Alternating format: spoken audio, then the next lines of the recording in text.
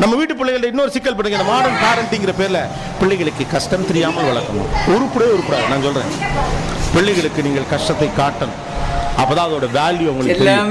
உங்கள் வளர்ப்பு முறையில் இருக்கக்கூடிய சிக்கலை முதலில் உணருங்கள். இந்த பிள்ளைக்கு நீங்க காட்டலைன்னா அந்த பிள்ளை அப்புறம் பொறுப்பு இல்லாம இருக்கான். எப்படி பொறுப்பா இருப்பான்? ஐ அம் கம்ஃபர்டபிள். நான் கேட்பது கிடைக்கிறது, கேட்பதற்கு முன்னாலேயே கிடைக்கிறது. சந்தோஷம், மகிழ்ச்சி, நல்லா இருங்க, ஆசம். அப்புறம் நீங்க என்ன நினைக்கிறீங்க? புள்ள பொறுப்பு இல்லாம இருக்கு, எப்படி பொறுப்பா இருப்பான்? இப்படித்தான் இந்த பணம் இருக்கிறது தெரியாத ஒரு பிள்ளை எப்படி பொறுப்பாக இருக்க முடியும்?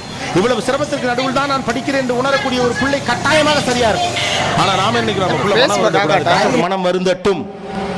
அந்த பிள்ளை உங்க வீட்டுக்குள்ளே கடைசி வரைக்கும் வாழ போறது இல்ல. உங்களோட ஃப்ரிட்ஜில் வச்சு வளர்க்கல, இந்த சமூகத்துக்குள்ள தானே கொண்டு வர போறீங்க. எல்லா மன வருத்தங்களையும் சந்திக்கட்டும்.